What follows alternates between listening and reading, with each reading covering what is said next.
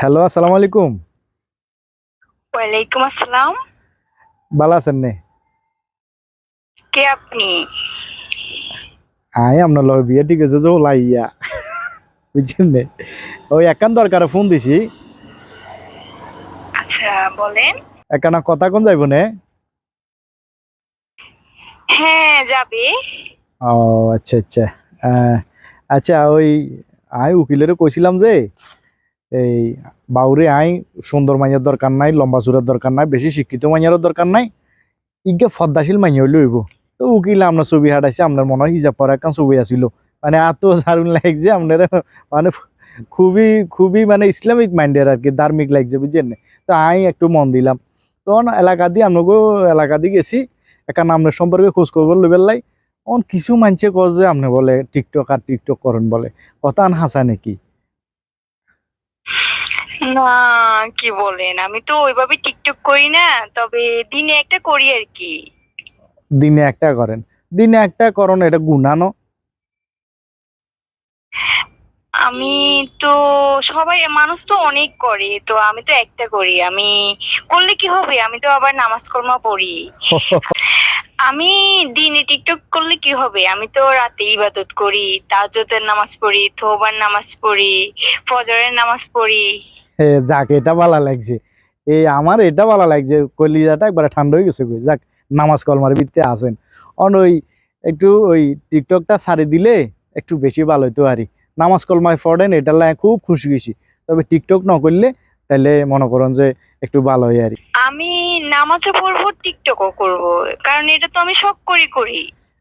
না, ঠিক আছে, তারপরও এই মানছে কইব টিকটকারের জামাই টিকটকারের বিয়া করছে, কথা এটা শুনতে খারাপ লাগবে আরে, বুঝো না? আর তো একখান ওই মান সম্মান আছে, বুঝো না? আমি প্রতি শুক্রবারে জুমা হইতো, বুঝো না? এ, তো মনে করো যে এঙ্গা আজ ছাইয়ে যে আর ইজ্ঞা মনে করো নামাজি বউ, আর সংসার আইবো ভবিষ্যতে ওলাসা বলে এগুলো নামাজি হইব। এই আর একটা ইসলামিক মাইনে আর আর এখন আমরা যদি ওই টিকটকটা ছাড়ি দিতেন, একেবারে রাজি হয়ে যেতাম বিয়াত, বুঝছেন না? আর কোনো কিছু চাইতাম না ডাইনে ভাই। অন কি কন? দেখেন, আমি টিকটক ছাড়তে পারবো না। আপনি আমাকে বিয়ে করলে করেন, না করলে নাই। এটা একটা কথা কইলেন। আপনার জীবনে তুমি বুঝি টিকটকের মূল্য বেশি হয়ে গেছে, হ্যাঁ? আপনি মরতেন না, কবরে যাইতেন না, নামাজ কলমা হন লাগতো না। টিকটক করলে আপনি কবরে গেলে আপনি এই শব্দ লাগতো না। শুনেন, আপনার মতো এরকম অনেক ছেলে আছে যারা আমাকে টিকটক করতে না করছে, আমি তাদেরকেও না করে দিছি। প্রয়োজনে আমি সারা জীবন বিয়ে করব না, তারপরেও আমি টিকটক ছাড়বো না। কি কন? আপনি টিকটকের এত ভক্ত? আপনি লাইফে চিন্তা করেন না? টিকটক করন গুণা, বুঝছেন না? টিকটক করন বালা জিনিস। শুনেন, আপনি যে আমাকে কল দিছেন, আপনি যে আমার সাথে কথা বলতেছেন, এটাও তো গুনাহ। বাবারে, গুনার দিকে ব্যাগ গুনার দিকে দেনি, হারমোনে অন্তর দরকারে কল দিছি। আর তাছাড়া বিয়ে তো ঠিক হয়েছে হিসাব করে কল দিছি, আর বিয়ে করলে যাইছো যান না। ওই হিসাবে আরই। শুনেন না, আপনার কণ্ঠ ভালো লাগছে, আপনার হাসিও সুন্দর।